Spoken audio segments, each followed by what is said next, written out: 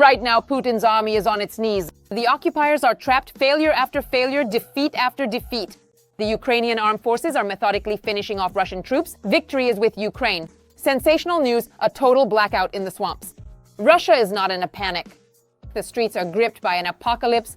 The Ukrainian armed forces have delivered a crushing blow. Zelensky has made a statement. Moscow is next. Shock. Putin has crossed the line. The EU is arming itself to the teeth. Nukes in Sweden, tomahawks in Ukraine, the Kremlin under hellish crosshairs. Something incredible happened in Moldova, a complete rout of the Russians. Putin screamed when he heard about it. Russia is under total crosshairs.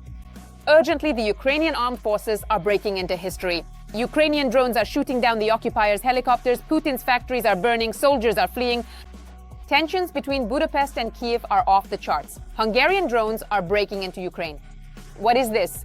Revenge for friendship, espionage, or yet another front? Shock. Unknown drones are once again hovering in the sky over the EU. NATO is on the brink. A series of strange incidents in Europe is causing panic, threats to global security, or a new provocation from Russia. All of this is covered in our episode Hotspot. It happened, blackouts in Russia. This is a real sensation. The Belgorod region was left without electricity and water. A critically important substation has ceased to exist.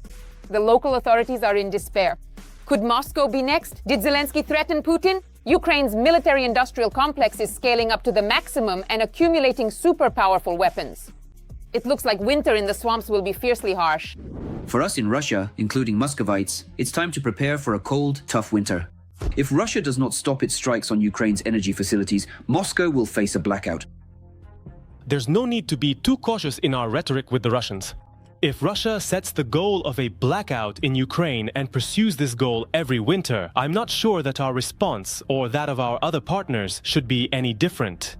If they threaten a blackout, for example, in the capital of Ukraine, then the Kremlin should know that there will also be a blackout in the capital of Russia. The Ukrainian defense industry and its own production of drones and missiles are the best arguments in any negotiations with Putin. The Kremlin only understands the language of force. If any attempts to attack the Kremlin are indeed made, how exactly will we perceive that particular situation? In fact, our Supreme Commander-in-Chief, the President, has already spoken on this topic, so it's better not to even discuss it. And everyone understands this. For the first time since the beginning of the war, on the eve of winter, Ukraine, thanks to its own production and supplies from allies, has achieved parity in long-range capabilities with the occupiers.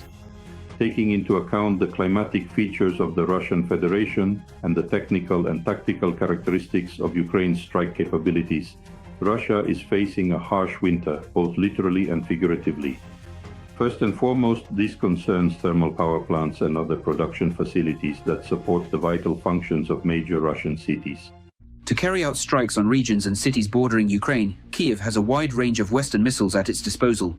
Following the recent and significant statement by the Ukrainian president regarding his detailed conversation with President Trump, during which the critical issue of potentially striking energy facilities within the Russian Federation was explicitly raised as a retaliatory measure by Ukraine in direct response to hostile and aggressive actions by the Russian side, the corresponding and necessary approval was subsequently received.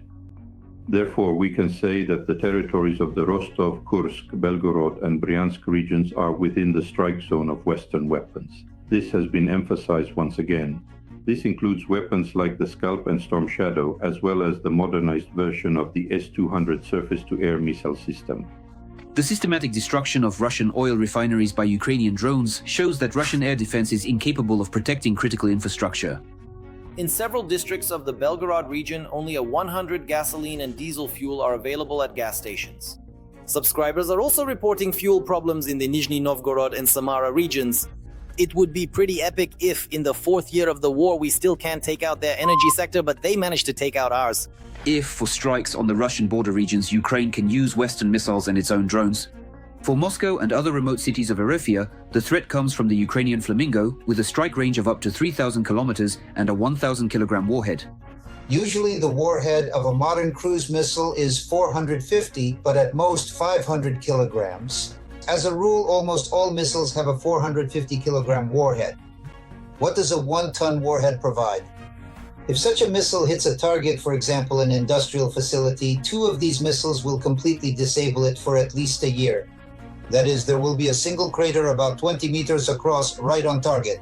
A mirrored response will definitely come, once again trying to cut off light and heat for Ukrainians. The Russian leadership will sentence millions of Russians to experience all the delights of blackouts. The RF army is falling apart before our eyes. The occupiers' failures are snowballing. The front is collapsing and losses are breaking records. The offensive has stalled. The occupiers are suffering defeat after defeat, and Putin's frontline meat grinder is crumbling under the blows of the armed forces of Ukraine. And even beyond the border, Russians find no peace. Another unique operation by the SBU has once again amazed the world. Watch all the latest news right now. They are suffering colossal losses, but still keep pushing forward without any results. The Russian army still hasn't given up hope of grabbing at least a small piece of new Ukrainian territory. In the past 24 hours alone, nearly 200 combat clashes have been recorded on the front. The Russian invaders are most active in the Pokrovsk and Novopavlivka directions. Across the entire front line, the enemy carried out 81 airstrikes, dropping 156 guided aerial bombs on Ukraine. In addition, over the past day, the enemy conducted 5,118 shellings and launched more than 6,000 drones at Ukrainians. Donetsk region. Right now, our fighters are working at maximum capacity there, especially drone operators in Donetsk Oblast. Although it should be noted that the concentration of enemy aircraft in Donetsk is also just sky high. Sometimes there are just 3 or 4 aircraft patrolling, and now it's around the clock, 24/7. While the occupiers were striking indiscriminately at peaceful cities and shopping centers, our aviation targeted exclusively military sites of the Russian army. In particular, the Air Force carried out a high-precision strike on the occupiers' positions in Donbas. According to Ukrainian intelligence, enemy infantry was stationed in 2 of the buildings, and the entire personnel of the occupiers' 3rd Army Corps was sent to a Kobzon concert. Meanwhile, in the Pokrovsk direction, our defenders were not hunting Russian infantry, but rather targeting the enemy's expensive heavy equipment. Despite all the crew's efforts, the enemy tank was unable to escape from our drones.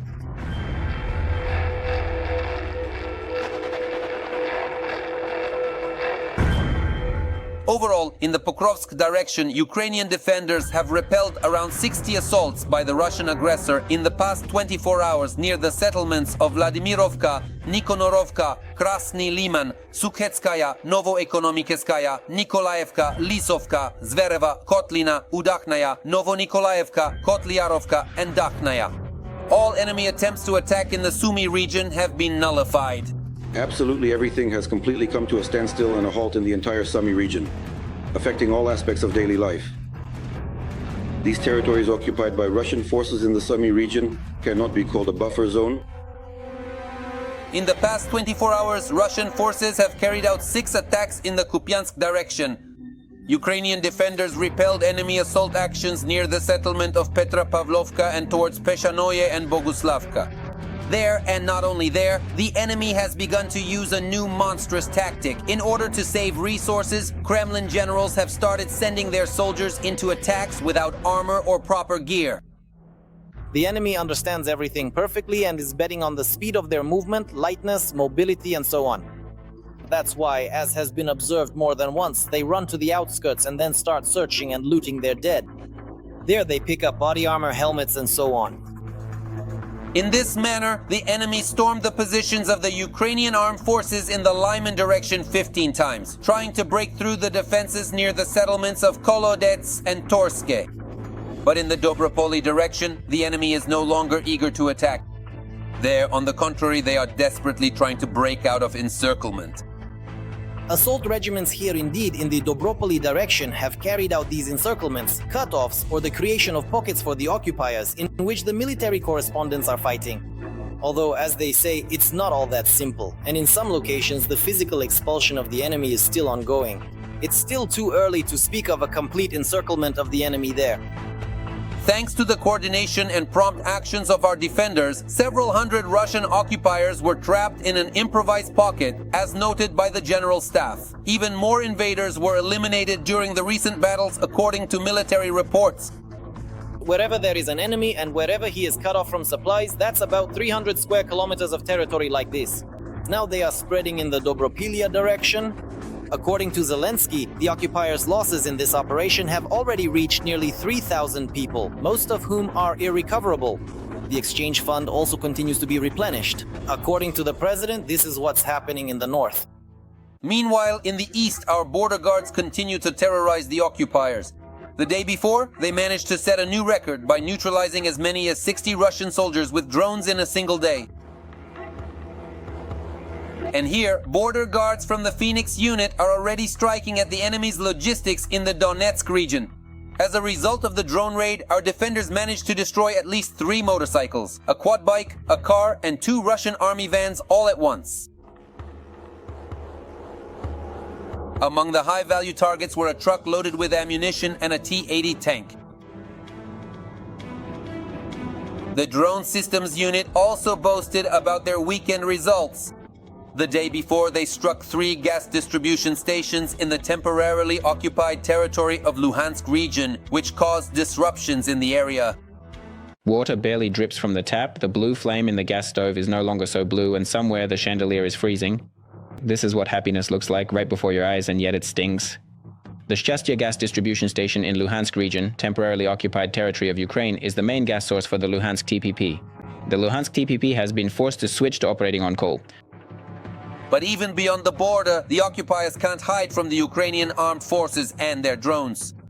Proof of this is a new high-profile drone operation. The security services UAVs destroyed the Tingovatovo oil pumping station in the Chuvash Republic of the Russian Federation, thousands of kilometers from Ukraine. It is known that the station's operations have been temporarily suspended until the extent of the damage to the facility is determined. However, according to rumors, the enterprise will be shut down for a very long time. Proof? Every voice matters. Join our community, support independent journalism and help us bring you the truth from Ukraine. Become a member of Ukraine Today. Join us now. It happened. Trump has made a decision. Ukraine is getting Tomahawks. Putin is on the verge of hysteria. The Kremlin is disrupting the negotiations. Now that's a twist. Nukes in Sweden. No one expected this. Moldova said no to the Kremlin. Sandu crushed the pro-Russian forces. Watch all the hot details right now. Russia refuses to negotiate even with Trump. This is now being stated aggressively even in the US. Jay Divins urged Russia to wake up and accept reality. We have been actively pursuing peace since the very beginning of the administration, but the Russians need to wake up and accept reality. A lot of people are dying.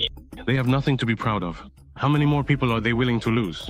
How many more people are they willing to kill for a very small, if any, military advantage on the ground? I think and hope that the answer is not that many. The US Vice President also confirmed that the White House is discussing the potential provision of Tomahawk missiles to Ukraine. It is known that earlier during a meeting with Trump in New York, Volodymyr Zelensky discussed the transfer of these missiles. The final decision on this issue will be made by the President. The President will proceed based on what serves the best interests of the United States of America. This is precisely the guiding principle in both his foreign and defense policy.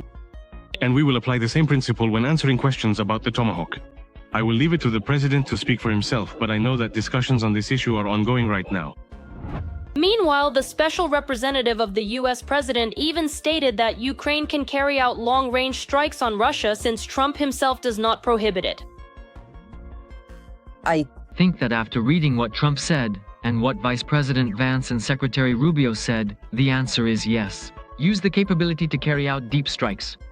There are no untouchable places. And while Russia continues to destabilize the situation, Europe is now considering developing nuclear weapons.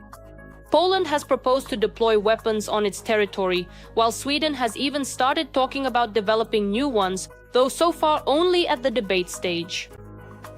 The more the aggressive escalation from the Russian Federation regrettably increases, the more numerous countries across the globe will inevitably try to find effective and robust ways to ensure their own national security, specifically and primarily through the acquisition and development of nuclear weapons capabilities.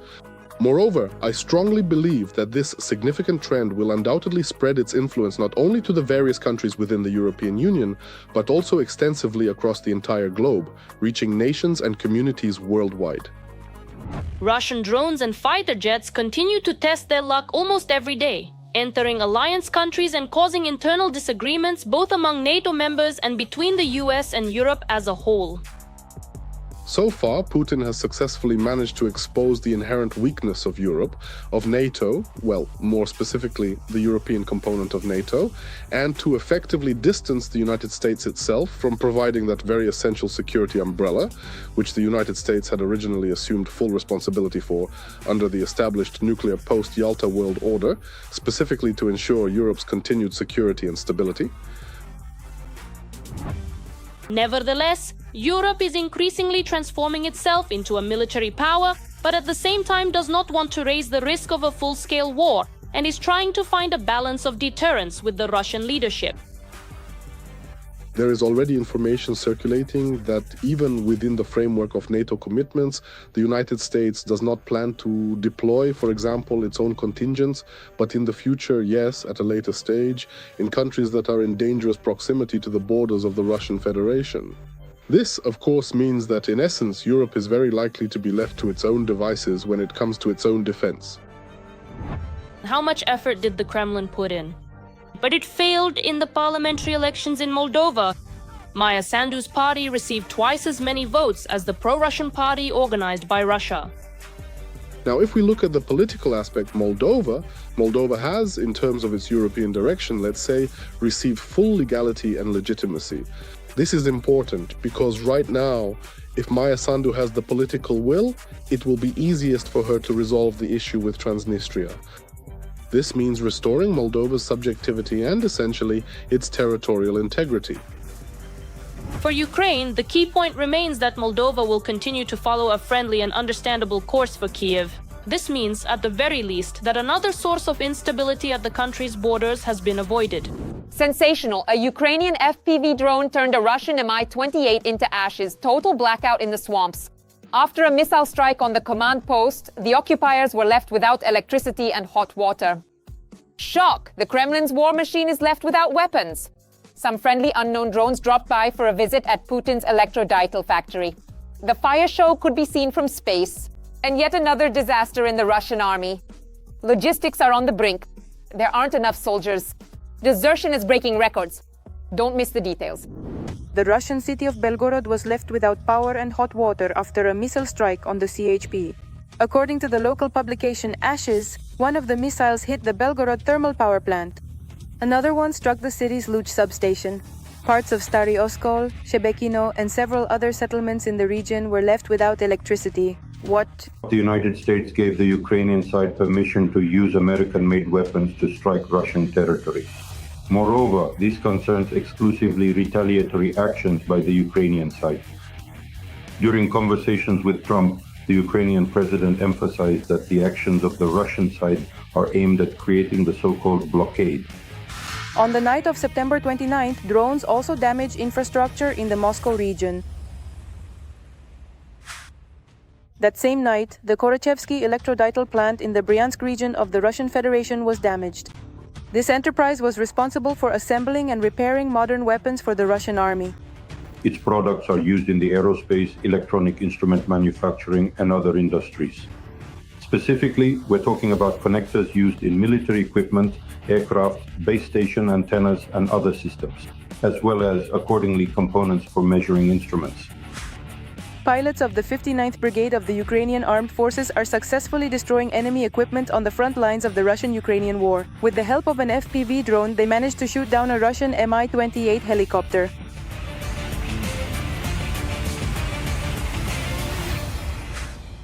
Partisans infiltrated the ranks of the enemy army and helped disable a Russian Pantsir S-1 in the Kherson region for several months. As a result, the incident created a gap in the air defense system in this direction. This was reported by the partisan movement Otesh. Russian troops are unable to advance in the Songa region in the Zaporizhzhia and Kherson directions. Additionally, the occupiers are experiencing logistical problems in the Pokrovsk direction and a shortage of personnel on the Donetsk-Dnipropetrovsk front. Even so, they are making slow progress there.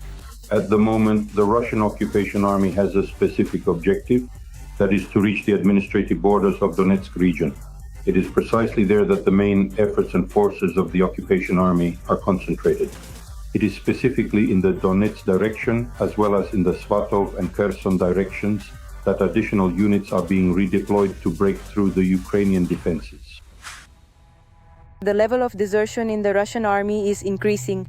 In 2025, 1/10 of the entire Russian contingent in Ukraine has deserted. In numbers, that's 70,000 people. This is reported by analysts from the Ukrainian think tank project Frontal Agent Insight. First and foremost, we're talking about colossal losses of personnel and the tactics of so-called local assaults. That is why Russians understand perfectly well that participating in assault operations is essentially a one-way ticket. Russia does not use tankers to launch and control drones in European countries. This was stated by the President of Ukraine, Volodymyr Zelensky, citing intelligence data. At the time of the violation of Polish airspace by Russian drones, a cargo ship was detained in the Kiel Canal, according to German counterintelligence and law enforcement agencies. It was from this very cargo ship that drones were launched into the territory of Germany and several other European countries. The crew of the cargo ship, which was sailing under the flag of a third country, consisted of citizens of the Russian Federation. Moreover, such examples of using the so-called shadow fleet are not isolated incidents. Russia has refused both bilateral and even trilateral peace negotiations, but it must wake up and recognize reality. And the reality is that Russia is not killing many people, while at the same time suffering heavy losses themselves, which they cannot boast about. This was stated by the Vice President of the United States, J. Divins. He added that the administration of Donald Trump still strives for peace, but steps are needed from both sides to achieve it. Shock. Hungary is already spying for Putin. Orban's UAVs in the skies over Ukraine. Has Orban really opened the skies to Russia? Tensions between official Kyiv and Budapest are growing by the day. Next, we'll discuss what Ukraine and Hungary are accusing each other of and what this could mean for both sides. Espionage in favor of Moscow, a provocation for personal interests, or simply the incompetence of UAV operators. A few days later, instead of explaining what their drones were doing in Ukrainian airspace, Hungary chose the familiar Kremlin tactic. We weren't there. Admitting this publicly, of course, is not in the interests of the Hungarian government. However, the story of the Hungarian drone in Ukraine is only gaining momentum, with more and more facts emerging. One drone has been recorded. There is corresponding movement. By the way, I asked to show people because they say we're making things up. In response, an official statement from Budapest followed. They say Zelensky is seeing ghosts and that there was no drone at all. To this, our Ministry of Foreign Affairs responded not just with accusations, but with a confirmed route of the Hungarian UAV, demanding an explanation of what happened. For the blind Hungarian officials, here is the exact route of yesterday's drone incursion from Hungary into Ukrainian airspace. Our armed forces have gathered all the necessary evidence, and we are still waiting for an explanation from Hungary as to what this object was doing in our airspace. At the same time, our military and analysts have provided their own explanations. According to one version, Hungary could have staged this provocation as a way to somehow retaliate against Ukraine for the sabotage of the Druzhba oil pipeline, and not without advice from their partner on the other side of the pipeline. I strongly suspect that Orban is simply copying Putin's tactics. Just like how Putin is now launching drones against Western countries. It started with Poland. Now we are seeing unidentified drones flying over some northern countries. Denmark, Norway, Sweden have noticed them, as well as in the north of France. They can't figure out what these drones are or where they're coming from. At the same time, another Russian connection in this story was uncovered by investigative journalists. So within a few hours of each other, a Hungarian media outlet controlled by Orban and Speaker Midorov, Maria Zakharova, made almost identical statements. Supposedly in response to the drone incursion, Ukraine will now send its own drones to Europe, specifically to Romania and Poland. However, these drones will actually be Russian, assembled from parts of downed Shaheds in Ukraine. In other words, if something happens in the West involving Russian drones, just so you know in advance, it was Kyiv. Judging by the way the propaganda is being presented, they're trying to downplay their own threats. I wouldn't rule out the possibility of some serious attack now. I saw a review of how they operate on social media, and Russian bots are promoting ideas not about the need to defend themselves, or to give less to Ukraine, but rather they are downplaying the danger of these attacks. So this could mean that they are preparing something more serious. Another theory as to why the Minder drone flew into Ukraine is simply routine reconnaissance work in Moscow's interests. Many military experts note that this is how intelligence is gathered, which is then simply passed on or sold to Moscow. Unfortunately, this is also possible. And unfortunately, there is already indirect evidence of this. After all, following a recent similar incident during the subsequent shelling by Russia, the strike was carried out specifically on Zakarpattia.